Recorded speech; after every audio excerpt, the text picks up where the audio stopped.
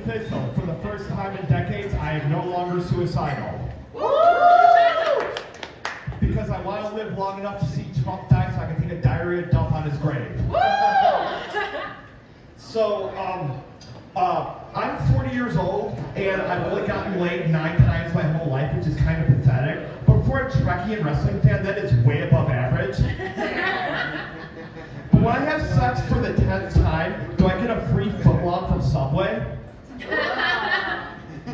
Recently, I binged every episode of Family Guy, and something I realized is this. The most realistic thing about Family Guy is the fact that Quagmire, who's a predator, used to be a stand-up comedian.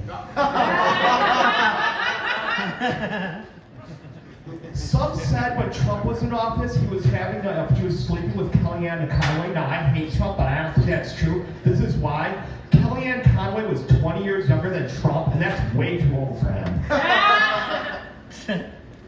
So, I'm bipolar, autistic, OCD, PTSD, I got a lot of trauma, a lot of mental illness. I was working this job a couple years ago, and I was trying to explain to my boss my restrictions, and he goes, "Oh, it's all in your head." So I came up with a term for when people who don't have mental illness or spectrum disorders try to explain to you how disorders work, they tell you stuff you already know and patronize you. I call it sane-splaining.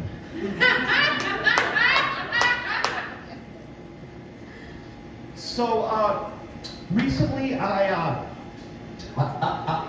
quit Tinder because I felt kind of bad because I was constantly being matched with people I know and I had to apologize to them in person. Being matched with someone you know on Tinder is about as awkward as building a time machine out of a DeLorean, going back in time 30 years, and realizing you just made out with your mom and she was smoking hot.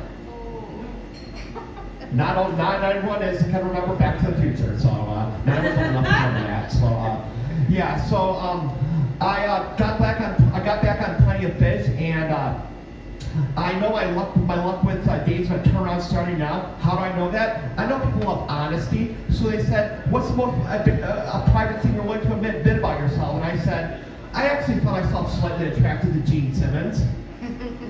I know my luck's turning around starting now. But yeah, I'm Demi gender. Half man, half non-binary. I'm on the non-binary spectrum, but I identify as a man. But I don't try to take advantage of it. Like I could have easily tried to cheat and take one of the first 5 spots tonight, but I'm not like that. I play by the rules. But I'm half man, half non-binary. Some people think that. So sometimes I like to dress feminine. Not tonight, but sometimes I do. Sometimes people ask, aren't you afraid you're gonna get mugged? Well, actually, the hardest part about being demi-gender is when you figure out what you are and you Google it, and all you see is a bunch of articles about Demi Lovato. But if you want to know what the day in the life of a demi-gender man is, a year and a half ago, I woke up and I played Doom Eternal, because that's what a man does. Then I went to my job at Pussy Carts at Meyer that paid shit, because that's what a man does too. Mind you, that was the same day of a terrible tragedy in Minneapolis when Daunte Wright was shot by that cop who thought she was grabbing her taser and grabbed her gun. Terrible tragedy, not funny. And anyways, I saw this woman with her 2 daughters, looked to be about 9 and 7, and she was making her daughters with Blue Lives Matter tricks that day, not the right time. And in that moment, I really wanted to be a woman just so I could punch some other.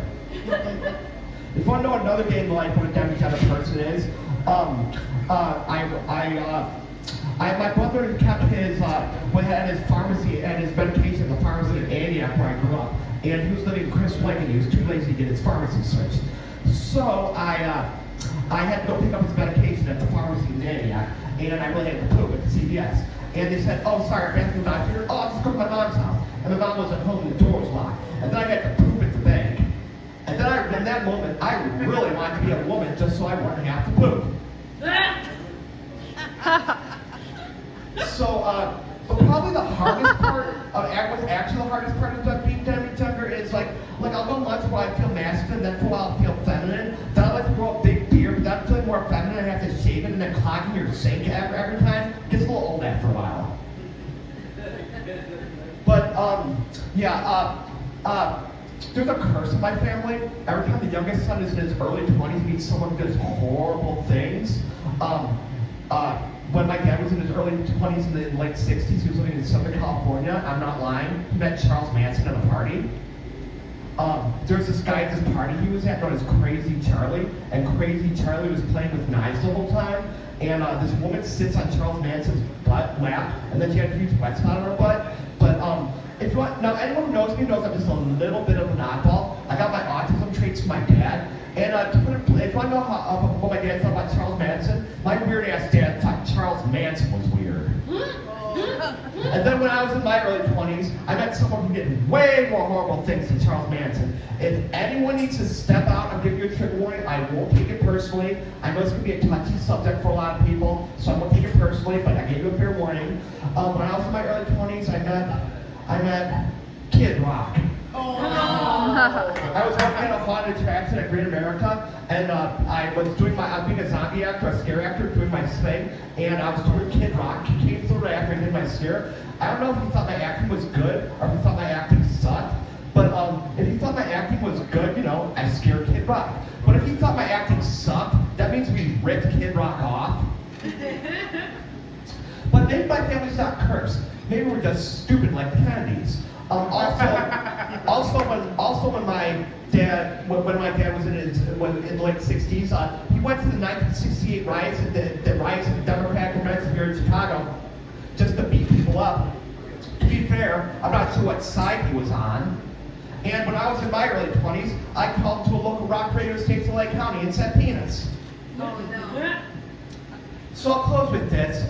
Like I said, I'm Demi gender. I have a few non-binary tendencies. I'm just a little bit gender fluid, but identify as a man. I've had some friends recent years come out as trans. It does take a little bit being used to it first, but it's not nearly as bad as my ex-best friend of 20 years found Jesus. Oh, God's great peace.